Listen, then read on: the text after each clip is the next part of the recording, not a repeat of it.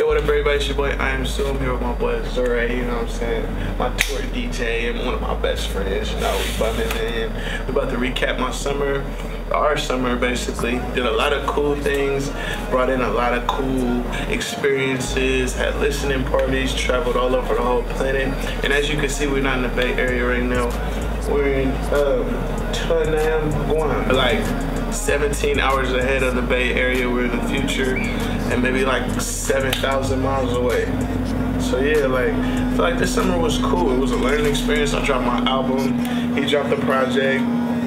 We just been pushing our music and continue to expand our brand, connect with the fans. I met so many cool fans and so many cool people and just did a bunch of stuff, right? It was awesome. The first thing I want to talk about though are my 06 Solar listening parties.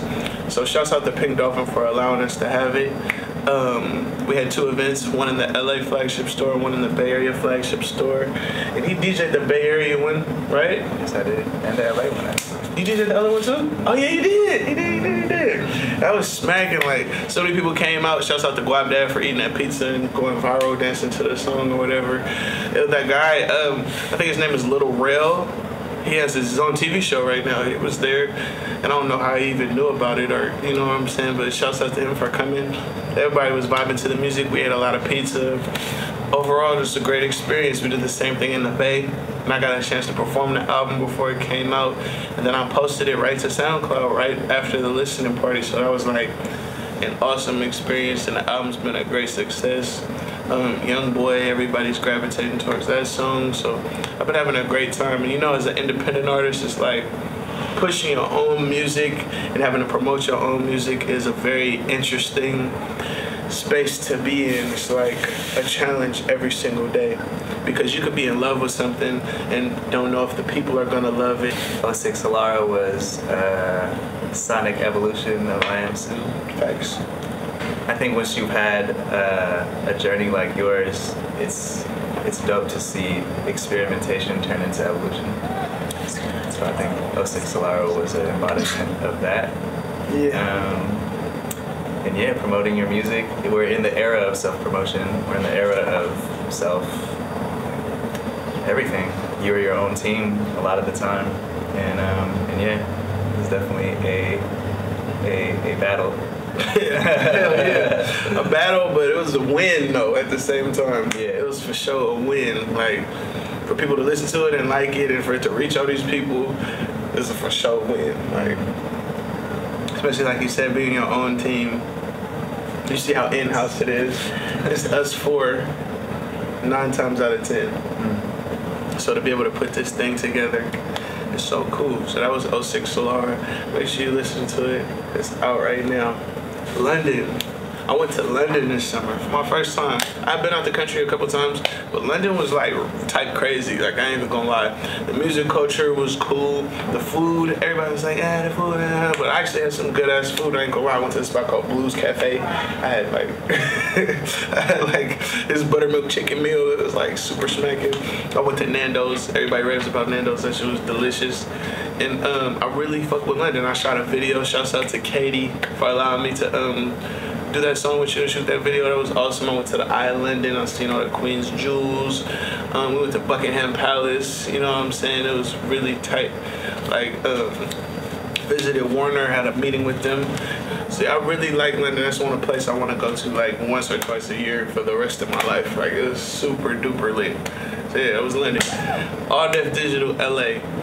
That was like an awesome experience. It was a free show with some of my favorite artists. And that, I'm not gonna say it was a once in a lifetime thing because hopefully that happens more, but I've never seen a pairing of the artists that they picked for that event. You would think that would be like a common thing because we're all from the Bay Area, but it doesn't work like that. So it was me, Rex Life Raj, and All Black.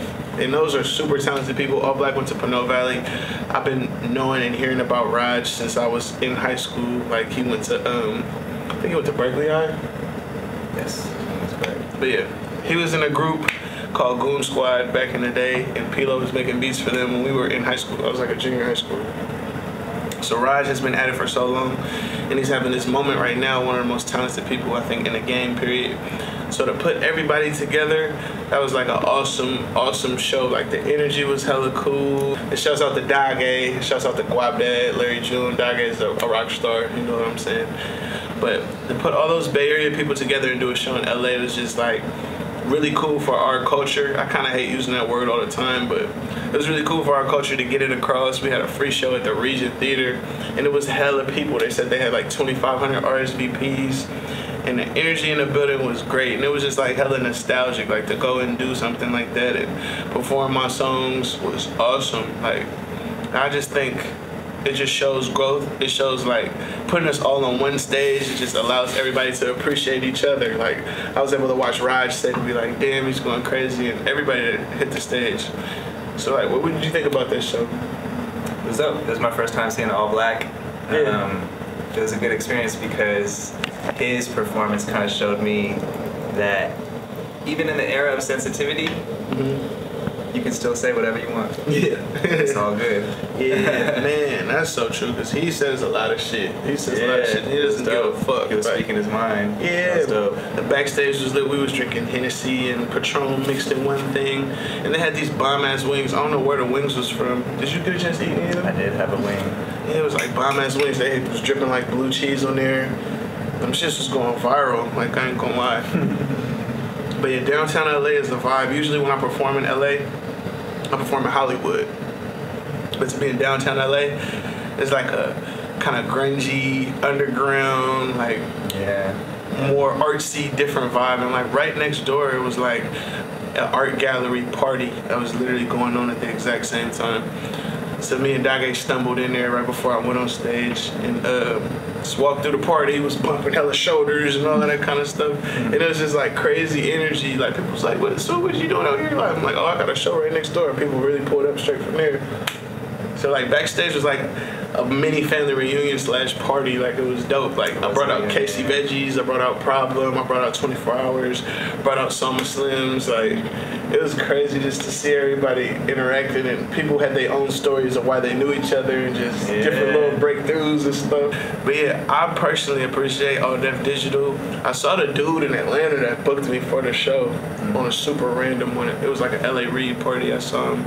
And we just got to recap about the show, and I was just like, man, that shit was super tight. Like, I feel like they need to do that in hella cities. The same group of people in just like 50 cities all over the world. Like, that would be awesome. Like, shouts out to them, you know what I mean, for giving us that opportunity.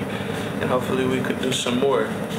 Okay, yeah, Rolling Loud. I ain't gonna lie. I was bugging my agent about, am I on Rolling Loud? Am I on Rolling Loud? Am I on Rolling Loud? For like 6 months, because the importance of me being on that show, because I wasn't on the one in the year before, and I was like, what the fuck? Like, you know what I'm saying? Like, I felt like being from the Bay and having the impact and the just like everything I've contributed to Bay Area culture, I'm like, that's something I need to be on. You know what I mean? And I mean, shouts out to everybody that did it last year. Like, you know what I'm saying? No disrespect, but I feel like I for sure need to be on this shit. And I rapped it in my song, Flowers 2600. I said, I need to show at Oakland Coliseum before I even knew that Rolling Loud was going to be at Oakland Coliseum. So I'm like, damn, I said that. And then it happens right then and there. So when I posted the flyer, it was like validation. I'm like, for sure. And I just seen how everybody was treating me hella differently. And like, oh, so yeah, bro. Oh, yeah, I'm off of this. Blah, blah, blah, blah. I'm like, okay, yeah. That's how it's supposed to be, because we've been putting in work for years and years and years and years.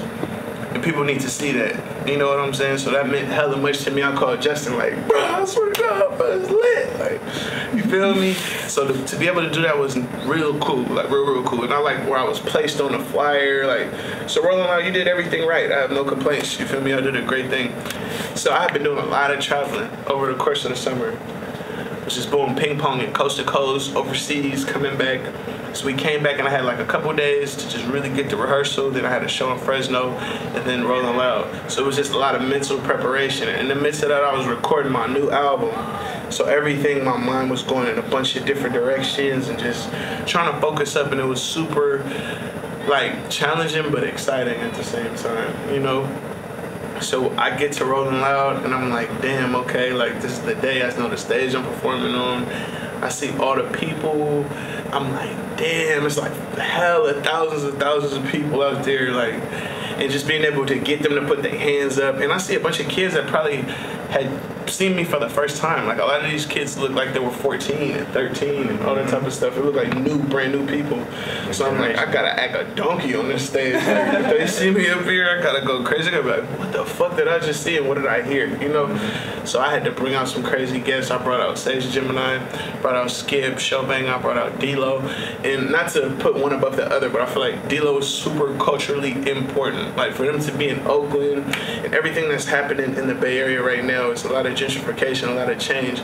But when I was coming up, I was like 17, and when D-Lo NoHo came out, that was like the craziest thing in the Bay at that time. It was nothing bigger than that at that time. So I had to introduce those people to that right then. I know people were looking like, whoa, like what the fuck? Like that was some crazy, like, you know, that energy and just really showing Bay Area culture to a lot of out-of-towners and different rappers, and you know what I mean? So to be that vessel of that type of energy was super, super cool. And like the backstage was dope, like interacting with other artists, which I like to do and I don't like to do, but I think it was important for me to do that there and just kind of be like a host of the city and showcase the culture. You know, we had the after party, a lot of cool people came to my after party, but I want to hear your take because I don't think I ever really asked you about it. Well, that was dope. I got to see Jaden Smith, big fan. It was funny that we were next to Joey Badass Green Rooms. That was like the second or third time that was happening. Oh yeah, for sure. Joey Badass is hella cool. Shouts out to Joey Badass. It was cool. I think the dopest part of that whole day was a picture that was taken of HBK Gang at the end of the day. Oh yeah. It's historic. Yeah, it's the picture. Sure. Yeah, that was a tight picture. It's a dope picture. Because our journeys have taken us so many different places. But for us to meet back there, like for me and Pilo, we haven't done a show together in I don't know how long. It's been years. It's been years. But for us to meet back at that level, it's great. You know? It's awesome. It's like, damn, okay. We took 2 different routes to get to this exact same place. Right. I think it's symbolic, you know?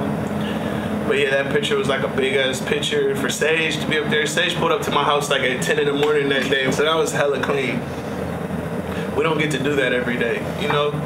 And like moments like that I hella appreciate and I hella cherish. Like, and it's just crazy the journey that we've taken, you know, and I'm just being an adult now is just a super sick thing. Like to go from being kids and just like, bro, I'm just gonna pull up to your house, what you doing? Right. To, oh, we about to rock in front of 40,000 people in our home. It's crazy. Yeah. Full circle. Full circle, bro. Circle of life. Like with some Simba, like, yeah. Looking up to people and now, oh, we right here with you. We're doing the same thing that you're doing. And it's gonna keep growing and keep happening like that. It's gonna be another Sue, another Pilo, as long as the planet exists, you know?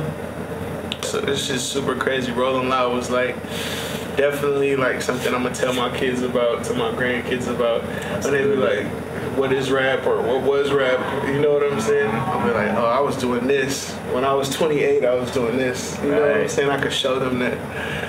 So that was like a crazy ass experience. Only thing I wish I could have got my whole set off, but you know what I'm saying? We'll make adjustments. The next Rolling Loud comes around, we'll get the whole 20. That's all I'm gonna say. No disrespect. Man, shouts out to everybody. Shouts out to Puya. He performed right before me. Shouts out to Lil Uzi. Shouts out to Wiz Khalifa. E40 brought me out the next day, which was super duper sick. I was like on the other stage. That was crazy. That's like being able to do function with him. So yeah, man, Rolling Loud was like top 10 experience. Something I'll never forget, and I appreciate everybody for being there. Yee. The 4th annual IAMSU was this year, and it was an incredible experience. Unfortunately, I wasn't able to do a proper Bay Area show, but I did Rolling Loud in replacement of that for everybody that had some confusion about that. We did Fresno, we did Sacramento, and it was like always cool to see like day one fans. I think IAMSU is about day one fans, and like kind of transitioning from Heartbreak Halloween to having my own thing, and for it to go this many years. A lot of people were skeptical if I could even do it, but it's cool. Like started out at the Regency in Frisco, then went to the Warfield, then went to the Fox, added SAC and the Fox, which was super crazy last year looking back and doing both of those. And then just to just keep spreading, like, and it's never really hip hop shows at the Fox too, so that was like sick, big. But to do I Am Summer for this long, and I want to grow it. Like, my ultimate goal is for it to be a festival, like the 20th annual. You know how like Frankie Beverly and Maze or Aerosmith or any of those super old groups come back and they rock. I want to be 60 on stage at I Am Summer in front of 40,000 people with the hottest artists in the world, hella stages, like a couple of days, like Coachella. Like, that's what I envision I Am Summer being, like the biggest music festival on the planet Earth and beyond the planet, because by that time we'll probably have kind of like colonized Mars and stuff, so take it to that level. But yeah, like, I Am Summer is super important to me. I always get to bring my friends out, and I'm super big on that. Like, everybody that I started making music with, I always want to bring them and involve them, have them open up. Like, I see people on my Instagram like, bro, oh, bring this person, but you don't know, like, you gotta give your people opportunities, you know what I'm saying? And that's what's really, really important to me. As much as bringing new artists out it's gotta be on some day one shit too, because that's one of the few times we all get to rock some shit together is when I put that together, you know what I mean? So that's hella important to me. I remember at the Fox, you got the pop from behind the DJ booth from Rap, which was super crazy. We're down to earth too. Shouts out to them. That was great. Yeah. That was a dope moment. I Am Summer is historic in the Bay Area. It's a landmark. It'll continue to grow, and God willing, and hopefully I can do it every single year. I'm on the planet Earth. I'm grateful for all the support, and it's only one way. Pure love. Top five, top five, top five.